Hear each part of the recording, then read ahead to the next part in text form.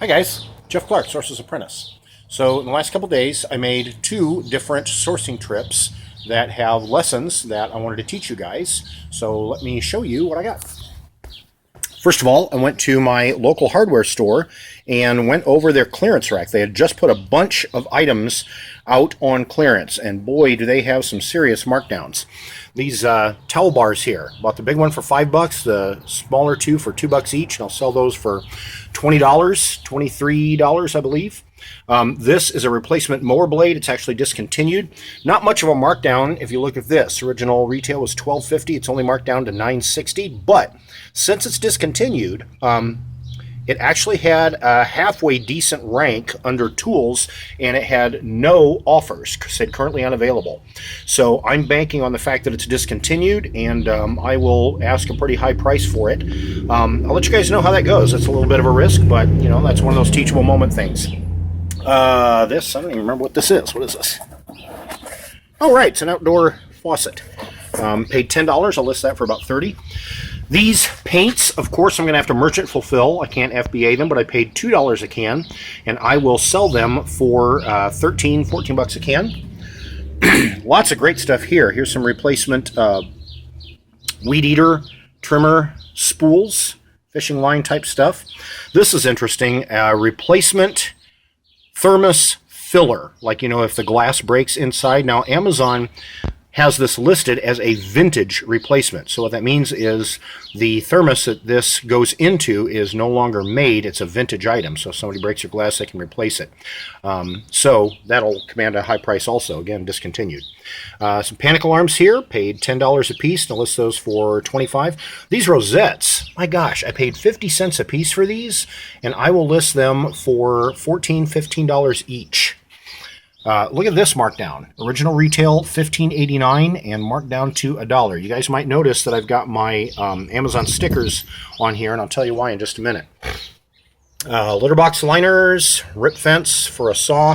These bushings, I will not list these on Amazon because even though they're new and never used, they're pretty rusty. But I can list them on eBay for $13, $14 a piece. And again, I paid 50 cents a piece for those. Okay, now, here's the lesson that I want to teach you guys here. What happened is our local hardware store recently changed ownership. So the new owner is redoing the floors, he's redoing the structure of the store, he's adding some new stuff, and so he took a lot of the old dead inventory. I mean, the previous owners had this store for 60 years. I'm not kidding. So there was a lot of dead inventory there. So he took a lot of their dead inventory and put it on clearance. So that is the lesson here. If you see a store that changes hands, there's a good likelihood that they will be putting some items on clearance. Now, the reason that you're seeing my Amazon stickers here is because I did something different with this haul. I actually listed it on Inventory Lab first before I shot my video, so I could tell you guys exactly what my profit is from this buy. So I spent $130 for all this stuff, and my net profit after the $130 and after all Amazon fees is $425. I'm a very, very happy man. Then yesterday I went to a local library sale. It's been a while since I've been to a library sale, and we talk about books a lot, so I wanted to go and check out some books.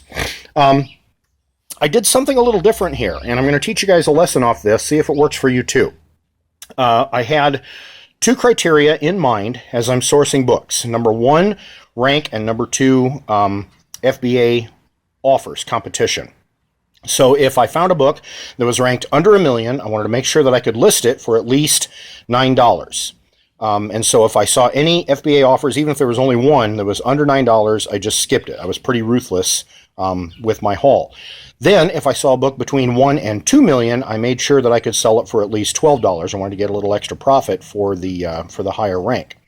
But this is what I noticed as I'm looking through these, and they come up on Amazon Seller app. Here, let me talk directly to you.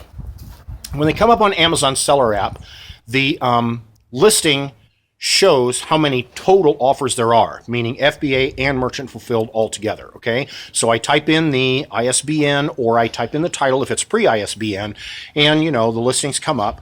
If it has a decent rank, you know, I would look at it and see those total offers, then click through to see how many were FBA. But here's what I noticed. if the total offers were under 100, that's merchant fulfilled and FBA combined, it was more likely that there were no lowball FBA offers. If the total number was over 100, then it was almost a certainty that there were some $4, $5, $6 FBA offers. Now, that's not 100%, but I would say 95% of what I checked, that's what I found. So the lesson there is, if you're at a book sale or you're scanning books and you're in a little bit of a time crunch, you can save a little bit of time just looking at the total number of offers. You don't necessarily have to click through. If it's less than 100, go ahead and click through and see if there's FBA offers. If it's over 100, just skip it. Are you going to miss some? Yeah, of course you're going to miss some. There's no rule that's 100% all the time. But this I found to be a very, very accurate rule. In fact, the lower the number of total offers, the more likelihood that there was no FBA. There's even a couple books here that I got that were over 2 million, not too many, just a couple.